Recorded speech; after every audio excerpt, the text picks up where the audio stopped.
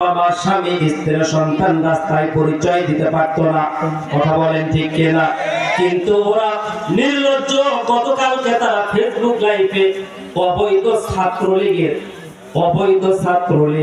এই ছাত্রলীগের একজন সাধারণ সম্পাদক তিনি প্রচার করতেছে যে আগামী কালকে ডক্টর ইউনূস পালাইছে, পদত্যাগ করে সেনাবাহিনী ক্ষমতা নেবে, আমাদের নেত্রী আসতেছে। লজ্জা শরম যদি থাকতো তাহলে কথা বলতে পারতো না। লজ্জা শরম যারা নাই, ওর মুখ দিয়ে যে কোনো কথা আসতেই পারে, কথা বলেন ঠিক কিনা? 1150 ছাত্রদেরকে হত্যা করার পরেও 30,000 মানুষ হাসপাতালে কাতরাচ্ছে।